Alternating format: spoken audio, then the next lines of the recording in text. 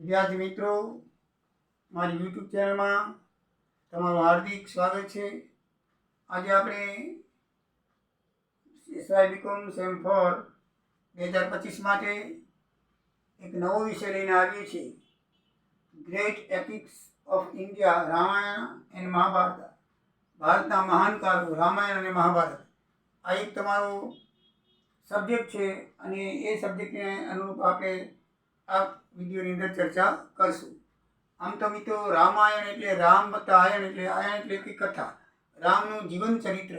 રામ વત્તા આયણ એટલે રામના જીવન ચરિત્રની કથા છે.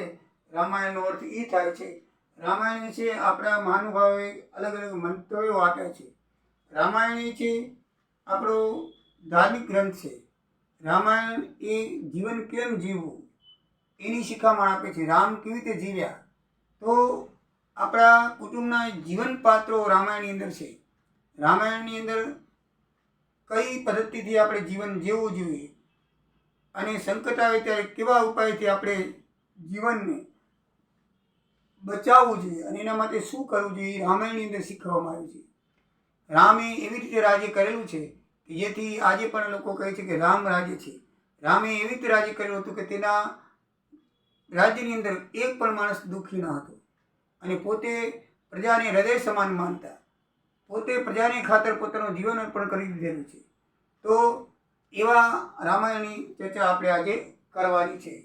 એમાં આપણા જગતના આપણા દેશના છે મહાનુભાવો એને શું શું મંતવ્ય આપે છે રામાયણ વિશે તે આપણે જોઈએ. રામાયણ જગતમાં જેનો જોતો મળતો નથી એવો અનન્ય સાહિત્ય ગ્રંથ છે. રામાયણ એક મોટો ગ્રંથ છે. એની અંદર જગતની અંદર જોતો ના મળે, મીન્સ કે જગતની અંદર કોઈ પણ એવું પુસ્તક નથી કે જે રામાયણની તોલે આવે. એવું કોણ કહી ગયા છે? શ્રી સ્વામી વિવેકાનંદ કહી ગયા છે. તુલસી માનસ રામાયણ ભક્તિ માર્ગનો સૌપરી ગ્રંથ માનું છું. તુલસીકૃત રામાયણનો સૌથી રોમાંચક ભાગ સત્સંગના મહિમા વિશે છે. આપણે એવા લોકોના સત્સંગની ઈચ્છા કરવી જોઈએ કે જેમને કષ્ટ ભોગવ્યો હોય અને બીજાઓની સેવા કરી હોય અને તેમ કરતાં તેને પ્રાણ આપેલા હોય. એવું મંતવ્ય છે આપણા રાષ્ટ્ર પિતા મહાત્મા ગાંધીએ કરેલું છે. ગંગા યમુના પ્રદેશમાં મહાન ગ્રંથ તુલસીકૃત રામાયણનો જેટલો પ્રચાર છે તેટલો પ્રચાર ઇંગ્લેન્ડ કે અમેરિકામાં બાઇબલનો નથી. ડૉક્ટર ગ્રિયર્સન ઇંગ્લેન્ડના છે, તેમણે મંતવ્ય આપેલું છે કે રામાયણનું કે ભારતની અંદર એટલો બધો રામાયણનો પ્રચાર છે. ગામડે ગામડે રામાયણ થાય છે. તમે જો ગામ કથાઓ છે, આજે પણ કથાઓ ચાલુ છે. આદિ અનાદિકાળથી રામની કથા ચાલુ છે. સૌથી પહેલાં રામની કથા પ્રથમ ભગવાન શંકરજીએ પાર્વતીજીને સંભળાવી હતી, પછી કાકભૂષણજી મહારાજે સંભળાવી હતી. એટલે આદિ અનાદિકાળથી રામાયણની કથાઓ ચાલી આવે છે. તો જ્યારથી માનવ સૃષ્ટિનો સમય થયો ત્યારે જે માનવીઓ 4 યુગની અંદર આપણે પહેલો છે સતયુગ, પછી છે ત્રેતાયુગ, પછી દ્વાપર યુગ અને પછી કળિયુગ. આ રીતે આપણા 4 યુગ માનવામાં આવે છે આપણા હિન્દુ ધર્મની અંદર. તો એ 4 યુગની અંદર આપણે દ્વાપર યુગની અંદર ભગવાન શ્રી ત્રેતાયુગની અંદર ભગવાન શ્રી રામ થઈ ગયા. ત્યારથી ભગવાન રામની કથા છે. દ્વાપરમાં શ્રી કૃષ્ણ ભગવાન થયા અને ત્રેતાયુગમાં રામ થયા. તો રામને ત્રેતાયુગના વખતની આ કથા અત્યાર સુધી કળિયુગ આવે ત્યાં સુધી ચલાય છે. વિચાર કરો છે કે કળિયુગના 4,32,000 વર્ષ છે, હજી 5,5300 જેવા વર્ષ થયા છે. એનાથી પહેલાં દ્વાપર યુગ આવે 8,64,000 અને પછી એમને એમ 8,64,000 એટલે 7,28,000 વર્ષ થયા રામાયણ ત્રેતાયુગને. ત્રેતાયુગ એક યુગ 4,32,000, પછી એમાં ઉમેરતા હો 4,32,000, પછી એમાં ઉમેરતા હો 4,32,000, એમાં ઉમેરતા હો 4,32,000. આમ ટોટલ 4,32,000 એમ વધારતા જો એ પ્રમાણે યુગના વર્ષે ટૂંકામાં ટૂંકો કળિયુગ છે 4,32,000 વર્ષનો. કળિયુગની અંદર હવે કલ્કી અવતાર થવાનો છે એમ આપણા ધાર્મિક ગ્રંથોમાં કીધું છે. દરેક યુગની અંદર ભગવાનનો અવતાર થાય છે, બરાબર છે. સતયુગની અંદર હરિશ્ચંદ્ર રાજાનો જન્મ થયેલો, પછી ત્રેતાયુગમાં રામનો જન્મ થયેલો, ત્યાર પછી દ્વાપરમાં શ્રી કૃષ્ણ ભગવાનનો જન્મ થયેલો અને હવે કળિયુગની અંદર કલ્કી અવતાર થશે એમ માનવામાં આવે છે. તો આ રીતે દરેક યુગમાં ભગવાન જ્યારે ધર્મનું અધર્મનો ફેલાવો થાય અને ધર્મની હાનિ થતી હોય ત્યારે ભગવાન જન્મ લે છે અને ધર્મને રક્ષા કરે છે. તો આ પ્રમાણે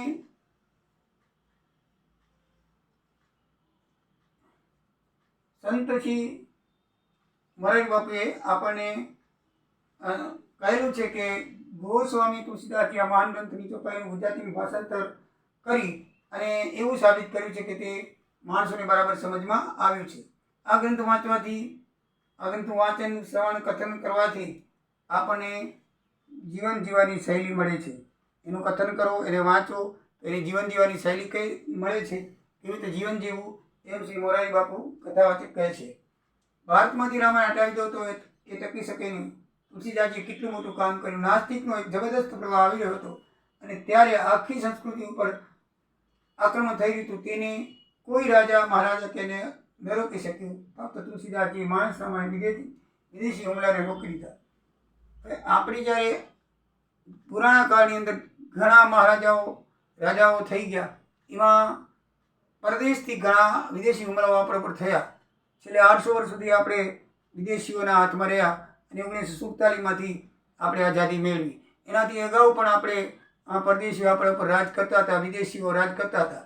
તો પણ હજી આપણું રામાયણ ગ્રંથ ચાલ્યો આવે છે. મહાભારત એની રચના તો આદિ પુરાણ ક્યારે થયેલી છે, છતાં એ ગ્રંથને કોઈ ગુની આંચ આવી નથી. એનું કારણ ફક્ત એક જ કે આપણે એ ગ્રંથની રક્ષા કરી છે. એ ગ્રંથોને આપણા ઋષિમુનિઓએ ટકાવી રાખ્યા છે. આપણા ઋષિમુનિઓનું કામ ધર્મની રક્ષા કરવાનું હતું. એ ધર્મગ્રંથોને આપણા ઋષિમુનિઓએ ટકાવી રાખ્યા છે અને આજ પણ ઋષિમુનિઓ હજી પણ એ કથાઓ કરી અને આપણને કેવી રીતે જીવન જીવવું અને આપણા દેશની સંસ્કૃતિ શું છે, સનાતન ધર્મ શું છે, એની અત્યારે આપણને માહિતી આપે છે. અને અત્યારે જાગૃતિ પણ આપણા દેશની અંદર બહુ જ આવી છે કે સનાતન ધર્મ કોને કહેવાય. તો મિત્રો, આ ગ્રંથ તમારા સબ્જેક્ટની અંદર, તમારા સ્ટાન્ડર્ડની દાખલ કરવાનું કારણ એ છે કે પહેલાં ગીતાજી દાખલ કરેલા છે, હજી પણ ધોરણમાં ગીતાજી ચાલે છે અને રામાયણ ચાલે છે. એનું એક જ કારણ છે કે આપણે આપણા ગ્રંથની માહિતી જ નથી. રામાયણ શું છે, મહાભારત શું છે, ગીતાજી શું છે, એ નવી જે પેઢી છે એને એટલી બધી ભાન નથી કે ભાઈ રામાયણ શું કહેવાય, રામાયણમાં શું આવે છે. જેથી આ નવી જનરેશન કંઈક શીખે એટલા માટે રામાયણ મહાભારત તમારા સબ્જેક્ટની અંદર, ભગવદ્ ગીતા તમારા સબ્જેક્ટની અંદર દાખલ કરવામાં આવે છે. જેથી હિન્દુઓ સનાતન ધર્મ વિશે જાણી શકે, સનાતન ધર્મ શું છે, આપણી સંસ્કૃતિ શું છે, આપણો ધર્મ શું છે, એના વિશે જાણી શકાય. કારણ કે બીજા જે ધર્મના લોકો છે એ આપણા દેશમાં રહે છે, એ લોકો પોતાના ધર્મની માહિતી દરેક પોતાના કુટુંબમાં, પોતાના સમાજમાં આપે છે. જ્યારે આપણા ધર્મની માહિતી અત્યારે કળિયુગની અંદર બહુ જ ઓછી મેળવે છે. કથા છે તો કે નથી જવું, કથામાં શું સાંભળવું, એવી માનસિક આપણી રીત થઈ ગઈ છે. તો આવું ન થાય અને આપણા ધર્મગ્રંથો વાંચી અને તમે કંઈ પ્રેરણા મળે જીવન જીવવાની. ખાલી ભણવું એ મિત્રો અગત્યનું નથી. ભણતરની સાથે વિવેક અને ગણતરી, ભણતરની સાથે તમે ગણતરી કરો એટલે હોશિયાર બનો, એનો અર્થ નથી કે તમે ગમે તે થઈ શકો, પણ ભણતરની સાથે વિવેક હોવો જોઈએ. અને વિવેક ક્યારે આવે કે સત્સંગ હોય ત્યારે. સત્સંગ ક્યારે મળે? તમે ધાર્મિક ગ્રંથો વાંચો તો. ધાર્મિક કથા તમે વાંચો, એની કથા સાંભળો તો સત્સંગ મળે. સત્સંગ એટલે કે સારા વિચારોનું એક માધ્યમ છે, ત્યાં જવાનું, સારા વિચારો મેળવવાના. આપણા જે સત્સંગ એટલે સત્માર્ગો, સંતોનો સંઘ કહેવાય. સંતોનો સંઘ એટલે કે સારા વિચારોનું જ્યાં આદાન પ્રદાન થાય છે ત્યાં આપણે જઈએ તો આપણી બુદ્ધિની અંદર કંઈક આપણી બુદ્ધિની અંદર સમજણ આવે કે આપણે કેવી રીતે જીવવું જોઈએ. આ પ્રકૃતિની અંદર આપણે જન્મ દીધો છે ભગવાને, તો આપણે પ્રકૃતિની સાથે કેવી રીતે જીવન જીવવું, એ આપણા ધાર્મિક ગ્રંથો, આપણા મહાત્માઓ દ્વારા, આપણા ઋષિમુનિઓ દ્વારા આપણને શીખવા મળે છે મિત્રો. અને એ હોવું જરૂરી છે. ખાલી ભણતર કરવું જરૂરી. ખાલી ભણતર હોય ને ઉદંડ માણસ થાય, એકદમ લફંગો માણસ થાય, પણ એની સાથે વિવેક હોય તો એ એકદમ 100% માનવ બને. વિવેક ક્યાંથી આવે? વિવેક સત્સંગ કરવાથી. અને સત્સંગ ક્યાંથી આવે? ધાર્મિક ગ્રંથોનું પઠન કરવાથી કે સાંભળવાથી આવે. તો એવી રીતે એટલા માટે જ તમારી એજની અંદર, કોલેજની અંદર આ વિષય દાખલ કરવામાં આવ્યો છે કે તમે ભણતરની સાથે વિવેક શીખો. વિવેક ક્યાંથી આવશે? રામાયણ જેવા ધાર્મિક ગ્રંથોથી. એની અંદર જે પાત્રાલેખનો છે એ પાત્રાલેખોનું જીવનચરિત્ર સમજવાથી આપણા જીવનની અંદર આપણે કંઈક કરી શકીએ અને આપણે સમજણ કેળવી શકીએ. એટલા માટે એ કરવામાં આવે છે. છેલ્લું છે રામચરિત માનસ બિમલ સંત જીવન પ્રાણ, હિન્દુ આન કો વેદ સમજવની પ્રગટ પુરાણ. એ મુસ્લિમ અબ્દુલ રહીમ કવિએ કહેલું છે કે ભાઈ રામચરિત માનસની અંદર એટલું બધું સુંદર રીતે આપેલું છે કે માણસની કેવી રીતે જીવનશૈલી જીવવી જોઈએ. તો રામાયણ વિશે, આપણા ધાર્મિક ગ્રંથો વિશે બધાએ ધર્મના લોકોએ માન આપેલું છે. આ અંગ્રેજ છે, બરાબર છે, ક્રિશ્ચિયન ધર્મ છે, આ બધા આપણા ગુજરાતી મહાત્માઓ છે, આ મુસ્લિમ મહાત્મા છે, કવિ છે. તો દરેક જ્ઞાતિ આપણી ગીતા, ભગવદ્ ગીતા પણ આપણું જે ધાર્મિક પુસ્તક છે એને પણ ક્યાંય એમાં લખેલું નથી કે હિન્દુઓ માટે છે. આ રામાયણમાં પણ ક્યાંય લખેલું નથી કે હિન્દુઓ માટે છે. આપણા બધા ગ્રંથો છે ને સર્વ માટે છે, માનવ માટે છે, માનવી માટે છે, નહીં કે જ્ઞાતિ માટે. કોઈ જ્ઞાતિ વિશે આપણો કોઈ ગ્રંથ છે જ નહીં. માનવ માત્ર માટે, કોઈ પણ ધર્મનો હોય એના માટે જ આપણા ગ્રંથો છે. માનવ માત્ર, બાકી બીજા ગ્રંથો હશે એ પોતાની જ્ઞાતિ માટે હશે, પણ આપણાથી કોઈ પણ રામાયણ લ્યો, મહાભારત લ્યો, ગીતાજી લ્યો, પુરાણો લ્યો, 18 પુરાણ લ્યો, કોઈ પણ ગ્રંથ છે ને એ ફક્ત ને ફક્ત માનવ માટે છે. એટલે માનવની અંદર બધી જ્ઞાતિઓ, બધા ધર્મો આવી જાય. માનવ માટે આપણા ગ્રંથોની રચના થયેલી છે. ઋષિમુનિઓએ કોઈ દિવસ ભેદભાવ કરેલો નથી.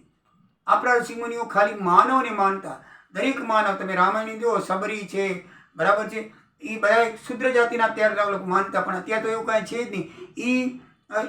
એવી જ્ઞાતિઓ જે છે એ બધી જ્ઞાતિઓને રામ ભગવાને પ્રેમ કરેલો છે. એવું નથી કે બ્રાહ્મણોને જ પ્રેમ કરેલો છે. બધી જ્ઞાતિઓ વિશે, બધી ભગવાનની જ્ઞાતિઓ છે. ભેદ તો આપણે પાડ્યા છે, બાકી તો ભગવાનને ત્યાં બધા સરખા જ છે. એવું આપણા ઋષિમુનિઓ સમજાવે છે કે કોઈ જ્ઞાતિ ભેદ ન રાખો. જ્ઞાતિ ભેદ છે જ નહીં, બધાએ માનો. હૃદય બધાનું એક જ છે. ભગવાન અંતરમાં રહેલો છે. ભગવાન છે દરેકના હૃદયમાં રહેલો છે. એ પછી તમે કોઈ પણ જ્ઞાતિના હોય ને તો એના હૃદયમાં ભગવાન રહેલો છે. એને ભગવાનનો અંશ છે. જીવ છે ને એ ભગવાનનો અંશ છે અને એ દરેકમાં છે. એટલે બધા આપણે સરખા જ છીએ, કોઈ ઊંચ નીચ છે જ નહીં. એવું આપણા ગ્રંથો આપણને શીખવે છે. બરાબર છે મિત્રો. હવે એ રામાયણ જે છે એના વિશે આપણે મંતવ્ય જો, હવે જે આપણે જે વિષય શીખવા જઈ રહ્યા છીએ એ વિશે આપણે થોડું જ્ઞાન હોવું જોઈએ. આના પછી હું તમને સ્ટેપ બાય સ્ટેપ જે આપણે યુનિટ 1 અને યુનિટ 2 ની અંદર અભ્યાસક્રમ થયેલો છે, તો એ અભ્યાસક્રમો પ્રમાણે આપણે જે પ્રશ્નો આવશે, જે ખાલી જગ્યાઓ આવશે, ઓબ્જેક્ટિવ પેપર હશે તમારું 40 માર્કનું, તો એ પ્રમાણે જે કેવી રીતે આવશે એ હું તમને સમજાવીશ. પણ એનાથી પહેલાં આપણે જ્યાં જવું છે તે સ્થળ વિશે તો માહિતી હોવી જોઈએ ને. તો આપણે જેના વિશે શીખવું છે તો એના વિશે આપણે થોડીક માહિતી હોવી જોઈએ. અને મંતવ્યો આમ તો તમને ક્યારેક પૂછાય, કોઈક સવાલ વિશે પૂછાય તો આનો ઉલ્લેખ તમારે કરવા જેવો છે, જેથી તમને સારા માર્ક મળી શકે કે ભાઈ રામાયણને આ ફલાણા આપણા જે મહાનુભાવો છે એને આ રીતે આદર્શ તરીકે વર્ણવેલું છે. એકાદનું યાદ રાખી, આ સ્વામી વિવેકાનંદનું છે કે પહેલી ટીમાં કે અબ્દુલ રહીમ કવિનું છે કે નાનું છે, એ તમે યાદ રાખીને પ્રશ્નની અંદર ગમે ત્યાં તેનો ઉપયોગ કરશો તો તમારું કંઈક સારું લાગશે. હવે વાલ્મીકી રામાયણનો આપણે અભ્યાસ કરવાનો છે. રામાયણ તો કંઈક પ્રકારની છે. જો રામાયણ અનેક પ્રકારના છે, જેમ કે તુલસીકૃત, વાલ્મીકીકૃત, વશિષ્ઠકૃત, કમ્બ રામાયણ વગેરે ઘણી જાતની રામાયણો ઘણી ભાષાઓમાં છે. આપણે અભ્યાસની અંદર તુલસીકૃત અને માનસ વાલ્મીકી રામાયણનો અભ્યાસ કરવાનો છે. બરાબર છે. તો એ પ્રમાણે જોઈએ તો વાલ્મીકી રામાયણની અંદર 23,440 એટલે 24,000 જેવા શ્લોકો છે. પ્રથમ ભગવાન શંકરજીએ પાર્વતીજીને કથા સંભળાવી હતી. તે શંકર પાર્વતીના વખતની મીન્સ કે ઘણા બધા વર્ષો અગાઉની છે. લખવામાં તો 500, 600, 700 વર્ષ ઈસવીસન પૂર્વે લખવામાં આવી છે. વાલ્મીકી ઋષિએ લખી છે. પણ રામાયણની રચના તો પહેલેથી છે. તમને એમ થાય કે શંકર ભગવાન પાર્વતી કેમ સંભળાવતા હોય. રામાયણની રચના તો હમણાં ઈસવીસન પૂર્વે 500-600 વર્ષ પૂર્વે થઈ છે. એટલે માનો કે 3-4 હજાર વર્ષ પૂર્વે થઈ છે. તો શંકર ભગવાન તો આદિદેવ માનવામાં આવે છે. પણ મિત્રો રામાયણની રચના છે ને પહેલેથી આદિદેવ ભગવાન શંકર ભગવાને કરેલી છે. પ્રથમ શંકર ભગવાને પાર્વતીજીને કરેલી છે. એના પછી આનંદ, એના પછી જેમ જેમ યુગ વીતતો આવ્યો, જેમ જેમ યુગ વીતતો આવ્યો તેમ અનેક મહાત્માઓએ એ રામાયણનું પોતાની રીતે ભાષાંતર કરી અને લખેલું છે. તો એમાં અલગ અલગ રામાયણ એટલા માટે બની છે. તો આ ઈસવીસન પૂર્વે 100 થી 500 વચ્ચેની રામાયણની રચના કરવામાં આવેલી છે. અને એ રામાયણ આપણે આપણા આદિકવિ શ્રી તુલસીદાસજીએ, વાલ્મીકી ઋષિએ પોતાની 77 વર્ષની ઉંમરે લખેલી છે. અને વાલ્મીકી રામાયણ પરથી તુલસીકૃત રામાયણ માણસ તરીકે રજૂ થયેલું છે, એ ભાષાંતર કરીને. કારણ કે મૂળ રામાયણ તો સંસ્કૃતમાં પ્રાકૃત, તે અઘરી સંસ્કૃત પ્રાકૃત સંસ્કૃતમાં લખેલી છે. તો એ પ્રાકૃત સંસ્કૃત છે એ બહુ અઘરી પડે. તો એવી ગ્રંથ રચાયેલો હતો. એ ગ્રંથોને માનવને કેમ સમજણ પડે તો અનેક ઋષિમુનિએ પોતે જે પ્રાદેશમાં રહેતા હતા એ પ્રાદેશિક ભાષાઓની અંદર એને પોતે રચના કરેલી છે. તુલસીદાસજીએ રચના કરેલી છે. માનસની ચોપાઈની ગુજરાતી ભાષામાં રચના કરેલી છે. એનાથી પછી બીજા ઘણા મહાત્માઓએ રચના કરી છે અને અલગ અલગ રામાયણ થઈ છે. એટલા માટે તો કોઈ તુલસીકૃત તુલસીદાસે રચેલી, વાલ્મીકીકૃત વાલ્મીકી એ સંસ્કૃતની અંદર છે, પછી વશિષ્ઠ રામાયણ છે, પછી કમ્બ રામાયણ છે. પોતપોતાની ભાષાની અંદર અનેક મહાત્મા ઋષિઓ લખેલી છે. એના ઉપરથી એનું નામ પડેલું છે. મૂળ સંસ્કૃતમાં છે અને એની અંદર રામ છે, સીતાજી છે, ઘણા પાત્રો, રાવણ છે, ભરત છે, શત્રુઘ્ન છે, હનુમાનજી છે, એવા પાત્રો છે. એ પાત્રનું પણ તમારે વિષયની અંદર આલેખન કરવાનું આવશે, એની પાત્ર વિશે સમજણ આપવાની આવશે. એ આપણે પછીથી જોઈશું. તો રામાયણની અંદર રામ છે એ ચિત્રકૂટની અંદર, ચિત્રકૂટ યમુના કિનારે આવેલું છે. અને એની અંદર રામ છે સૌથી વધારે વખત રોકાયેલા હતા. 11 વર્ષ 11 માસ ને 11 દિવસ રોકાયેલા હતા 14 વર્ષના વનવાસ દરમિયાન. રામના માતા છે કૌશલ્યાજી, ભરતની માતા છે કૈકેયીજી, અને લક્ષ્મણ શત્રુઘ્નની માતા છે સુમિત્રાજી. 4 ભાઈ હતા. 4 ભાઈમાં કૌશલ્યાજી રામના છે, કૌશલ્યાજી રામના માતા છે, કૈકેયીજી ભરતની માતા છે. જ્યારે સુમિત્રાને 2 કુંવરો થયા, લક્ષ્મણ અને શત્રુઘ્નની માતા. એટલે લક્ષ્મણ અને શત્રુઘ્ન સગા ભાઈ છે, બરાબર છે. એટલે એક જ માના ભાઈ છે. બધાના પિતા મહારાજા ધીરાજ દશરથજી. દશરથ રાજાને 3 રાણીઓ હતી, કૌશલ્યાજી, કૈકેયીજી અને સુમિત્રા. કૌશલ્યાજીથી રામ થયા, કૈકેયીજીથી ભરત થયા, અને સુમિત્રાજીથી લક્ષ્મણ અને શત્રુઘ્ન થયા. પછી તેમના લગ્ન થયા ત્યારે સીતાજી છે એ શ્રી રામના ધર્મપત્ની છે, ઉર્મિલા છે એ શ્રી લક્ષ્મણજીના ધર્મપત્ની છે, માનવી છે એ શ્રી ભરતજીના ધર્મપત્ની છે, સુતકૃતિ છે એ શત્રુઘ્નના ધર્મપત્ની છે. એટલે સીતાજી અને ઉર્મિલા બંને જનક રાજાના પુત્રી હતા. આ બંને સગી બહેનો થાય, સીતાજી અને ઉર્મિલા. એટલે રામ અને લક્ષ્મણ જે પત્ની છે એ સગા 2 બહેનો હતા. જ્યારે માનવી અને સુતકૃતિ એ જનક રાજાના ભાઈ હતા, કુશધ્વજ, એના પુત્રી છે, બરાબર છે. એટલે કાકા મોટા પપ્પાના કહીએ આપણી ભાષામાં તો સીતાજી અને ઉર્મિલા સગા ભાઈ બહેન છે, અને સુતકૃતિ માનવી એ સગા ભાઈ બહેન છે, બરાબર. એ કુશધ્વજ રાજાના, જનક રાજાના ભાઈ હતા, એના પત્ની છે, પુત્રી છે. અને આ જનક રાજાના ઉર્મિલા સીતા, 4 જનક રાજાની પુત્રીઓ નથી, બરાબર. આપણને એમ થાય કે 4 જનક રાજા નથી. સીતા અને ઉર્મિલા એ જનક રાજાની પુત્રી છે. જોકે સીતાજી એ જનક રાજાના પુત્રી નથી, એ ખેતર ખેડતા જમીનથી અંદર નીકળેલા છે, એટલે એને દત્તક પુત્રી છે. આ સીતાજી છે એ જનક રાજાને ત્યાં ઉછરીને મોટા થયેલા છે. દત્તક પુત્રી એ ખેતરમાં હળથી ખેડતા હતા. આપણે પછી જોશું જ્યારે આવશે ત્યારે જમીનમાંથી નીકળેલા હતા, ઘડાની અંદરથી. એની વાત છે આખી બધી મોટી, પછી તમને કહીશ. તો એ સીતાજી છે એ જનકના પુત્રી તરીકે પાલક પુત્રી હતા, બરાબર છે. પણ એ જનકના પુત્રી કહેવામાં આવે છે. એ સીતાજી અને ઉર્મિલા 2 જનકના પુત્રી હતા. માનવી ને સુતકૃતિ 2 કુશધ્વજ રાજાના પુત્રી હતા, જે જનકજી રાજાના ભાઈ થાય. એમાં 4 બહેનો 4 ભાઈઓને પરણાવવામાં આવી હતી. રામાયણ આદિ કાવ્ય છે, જેનામાં જૂનામાં જૂનું કાવ્ય છે, દુનિયાનું સૌથી મોટું કાવ્ય છે, જેની રચના ઈસવીસન પૂર્વે 100 થી 500 વર્ષ વચ્ચે કરવામાં આવી હતી. આજથી લગભગ 3000 વર્ષ પહેલા કરવામાં આવી હતી. જ્યારે વાલ્મીકી ઋષિ 77 વર્ષની ઉંમરના હતા ત્યારે વાલ્મીકી રામાયણની રચના કરવામાં આવી છે. રામાયણ અનેક પ્રકારની છે, જેમ કે તુલસીકૃત, વાલ્મીકૃત, વસિષ્ઠકૃત, કંબ રામાયણ, એવી અનેક પ્રકારની, અનેક ઋષિઓએ પોતપોતાની રીતે ભાષાંતર કરીને રામાયણના નામ આપ્યા છે. એટલે નહીં માનો તો ભારતની અંદર મને લાગે હજારો રામાયણ હશે, બરાબર છે. એવા અમુક રામાયણ જે પ્રખ્યાત છે, રામાયણનો ઉલ્લેખ આપણે કરેલો છે. હવે રામાયણમાં કુલ 7 કાંડ છે. અમુક રામાયણમાં 8 કાંડ લેવામાં આવે છે, અમુક રામાયણ 9 કાંડ છે. એટલે અલગ અલગ વિભાગ કરે છે. મેઇન તુલસીકૃતમાં 7 કાંડ કરવામાં આવ્યા છે. કેટલા કાંડ છે? કાંડ એટલે પ્રકરણ, સ્વાધ્યાય. 7 કાંડ એટલે 7 પ્રકરણ છે. તો પહેલું પ્રકરણ, આમ 7 પ્રકરણ છે: બાલકાંડ, અયોધ્યાકાંડ, અરણ્યકાંડ, કિષ્કિંધાકાંડ, સુંદરકાંડ, યુદ્ધકાંડ અને ઉત્તરકાંડ. એને મિત્રો તમારે યાદ રાખવું હોય તો પરીક્ષાની અંદર પૂછાય તો બાલ આયો અરણ્યમાં, કીધા સુંદર યુદ્ધ ઉત્તરમાં. શું લખવાનું? બાલ આયો અરણ્યમાં, અરણ્યમાં એટલે જંગલમાં, બાલ એટલે છોકરો, આયો એટલે જંગલમાં આવ્યો, અને સુંદર યુદ્ધ ઉત્તર દિશામાં કર્યા. એનો અર્થ એ થાય. તો આમ આ બાલ આયો અરણ્યમાં, કીધા સુંદર યુદ્ધ ઉત્તરમાં. તો બાલ એટલે બાલકાંડ, આયો એટલે અયોધ્યાકાંડ, અરણ્યકાંડ, કીધા એટલે કિષ્કિંધાકાંડ, સુંદર એટલે સુંદરકાંડ, યુદ્ધ એટલે યુદ્ધકાંડ અથવા લંકાકાંડ એક જ છે, અને ઉત્તર એટલે ઉત્તરકાંડમાં, બરાબર છે. આ રીતે પંક્તિ યાદ રાખના: બાલ આયો અરણ્યમાં, કીધા સુંદર યુદ્ધ ઉત્તરમાં. અરણ્યમાં આવીને બાળકે ઉત્તર દિશાની અંદર સુંદર યુદ્ધ કર્યા. એ પંક્તિ છે. એ પંક્તિની યાદ તમે 7 લાઈન યાદ રહી જશે. બાલ એટલે બાલકાંડ, આયો એટલે અયોધ્યાકાંડ, અરણ્ય એટલે અરણ્યકાંડ, કીધા એટલે કિષ્કિંધાકાંડ, સુંદર એટલે સુંદરકાંડ, અને ઉત્તર એટલે ઉત્તરકાંડ. આમ 7 કાંડની અંદર આખી રામાયણ છે.